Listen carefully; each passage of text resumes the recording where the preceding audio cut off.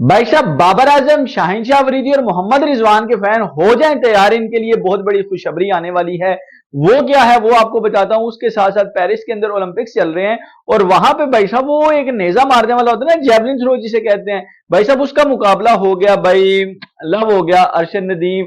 हालांकि हम क्रिकेट पे बात करते हैं लेकिन आज थोड़ा सा इसको भी कवर कर लेंगे, इस पे बात कर लेंगे। उसके साथ साथ कजाफी स्टेडियम, भाई साहब कजाफी स्टेडियम से बहुत बड़ी अपडेट आ रही है, मुझे देख के इतनी खुशी हुई है, वो आपके साथ शेयर करता हूं। वो क्या है, उसके साथ साथ पाकिस्तान शाहीन और बांग्लादेश ए का मैच चल रहा था, उसका क्या सिनेरियो रहा, क्या स्कोर कार्ड रहा, कौन जीता, वो शेयर करेंगे। और भाई साहब पीसीबी ने जो बांग्लादेश क्रिकेट बोर्ड है, आपको हालात तो वाकयात का तो पता है, उनको भी एक पेशकश कर दी है, वो क्या है उस पर बात करेंगे। मैं सईद फैजान साहब के लिए लाता हूं क्रिकेट से रिलेटेड मजेदार किस्म का कंटेंट। आप दोस्तों से मेरी छोटी सी रिक्वेस्ट होती है, चैनल को सब्सक्राइब कर दिया करें। भाई सबसे पहले पेरिस ओलंपिक्स की बात कर लेते हैं, जिसमें जैवलिन थ्रो के मुकाबले थे आज, जिसके अंदर पाकिस्तान की नजरें सिर्फ एक बंदे के ऊपर थी, जिसका नाम था अरशद नदीम। भाई खूबसूरत उस बंदे ने आज परफॉर्मेंस दी है।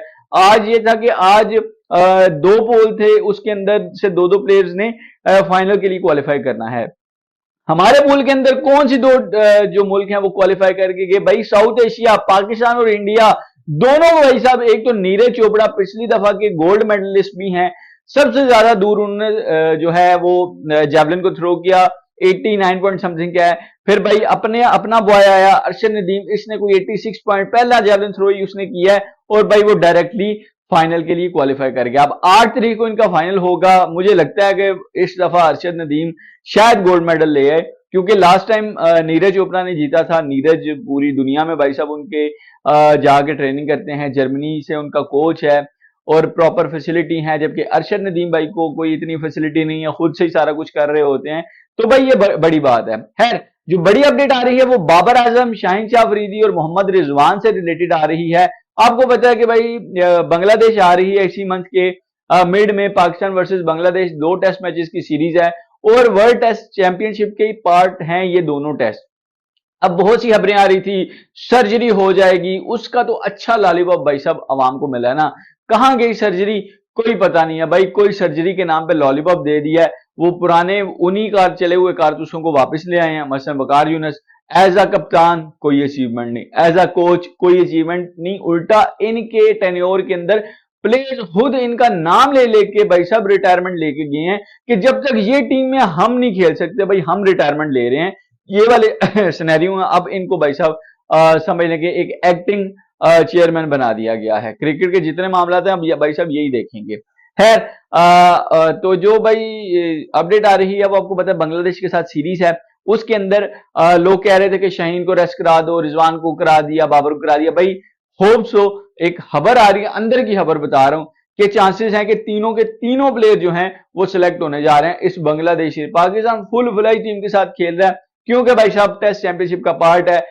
हम ये दोनों मैचेस जीते तो बहुत ज्यादा ऊपर आ सकते हैं। तो पीसीबी का ये फैसला है कि भाई तीनों प्लेयर्स जो हैं वो सिलेक्ट होने वाले हैं। अब देखते हैं Shan Masood as a captain उनको सबको प्लेइंग 11 में लाते हैं या नहीं लाते, ये तो कप्तान का फैसला है। या वो सरफराज को लाएंगे या रिजवान को लाएंगे, ये देखना पड़ेगा। लेकिन ये तीनों प्लेयर भाई साहब सिलेक्शन इनकी हो रही है टेस्ट मैचेस के लिए। खैर, अगली अपडेट आ रही है भाई कजाफी स्टेडियम फाइनली। यार मुझे अरसा हो गया एक स्टेडियम वही शक्ल देख के।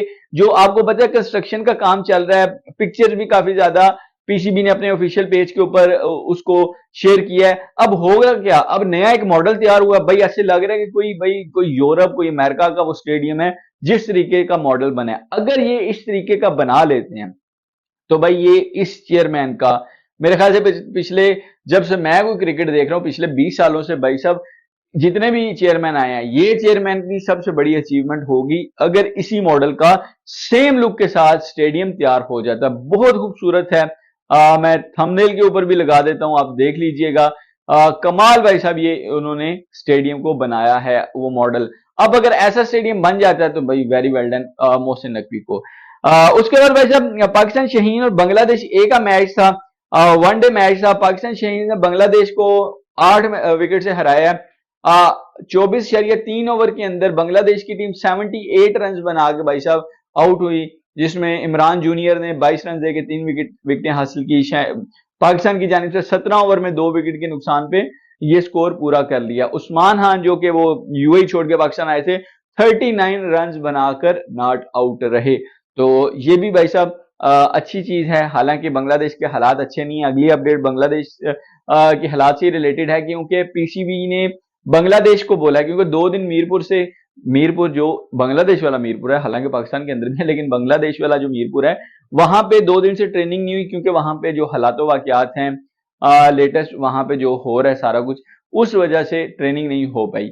अब पीसीबी ने बांग्लादेश क्रिकेट बोर्ड को ऑफर किया कि भाई आप अपने प्लेयर्स को जल्दी भेज दें, यहाँ पे पिंडी में आ जाएं, यहाँ पे हम सारी फैसिलिटी देते हैं, यहाँ आके वो प्रैक्टिस सेशन कर लें। अब देखते हैं जो बांग्लादेशी क्रिकेट बोर्ड है, रजामंदी उन्होंने जाहिर की है, अब देखते हैं वो कब तक अपने प्लेयर्स को पाकिस्तान भेजते हैं। तो इट मीन वो जल्दी पाकिस्तान में आएंगे। तो ये आज के सारे दिन की अपडेट्स थी। होप सो आपको पसंद आई होंगी। अगर ऐसी क्रिकेट अपडेट्स देखनी है, चैनल को सब्सक्राइब कर दीजिएगा। अपना बहुत सारा ख्याल रखिएगा, अपने इस भाई को अपनी दुआओं में, अपनी प्रार्थनाओं में याद रखिएगा। अगली वीडियो तक के लिए अल्लाह हाफिज।